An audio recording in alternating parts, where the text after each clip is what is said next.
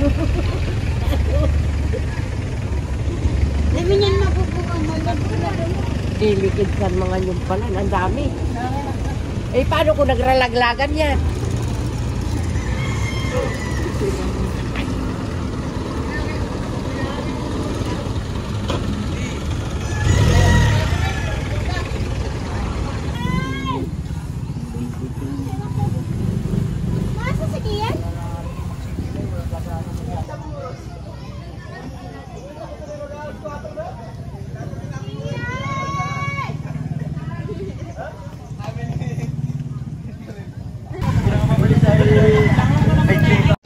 Hi guys, it's me, Simpleng Buhay. Anyway, kaya naman hindi ako naglagay ng voice over masyado kasi nga gusto ko gusto ko, anong daw doon, i-observe yung peacefulness, yung katahimikan ng lugar. Ang sarap pakinggan eh. Sa ganitong lugar, makakapag-meditate ka. Makakapag-isip ka ng mga kung ano-ano. Yung tipo iiwan mo yung mga problema mo.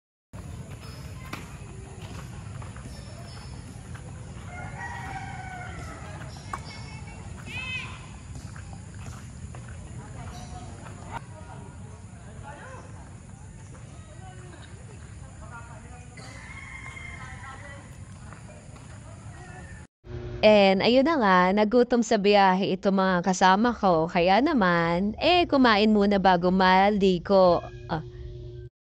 At ako naman ay inaantay kong may maluto doon sa inihaw na barbecue. Ang bangatak gutom. At meron din pala nag-aantay nakapila tulad ko.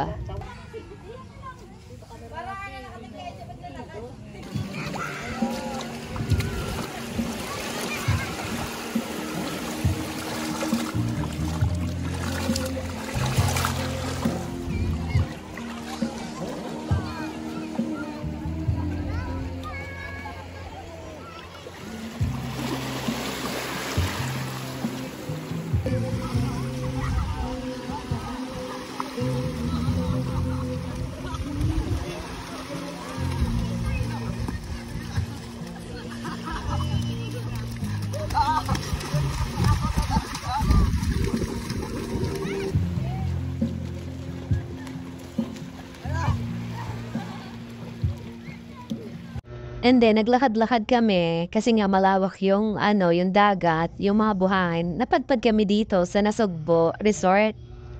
Sobrang ganda din dito, guys. And peaceful din dito talaga. Yung bang tipo, makakapag-isip ka na maganda, makakapag-muni-muni ka. Tapos, nandyan ka, nakaharap sa dalampasigan. Kung makikita mo yan, lawak. Tapos, dito ka lang makakita na nagbabike sa dagat. Good luck sa bakal na bike mo. Kakalawangin yan bukas.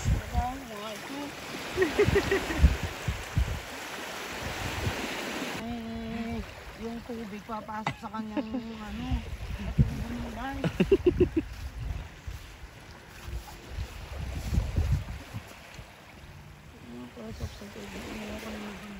And then, magla-lunch na nga kami. Nakita ko, ayan, nagpa-party-party na sila. Ang sasaya. Magkakapatid po yan, magkakamag-anak. At ito mga ang pagkain ko, suman, saging saba, tawag dito, patatas, and barbecue.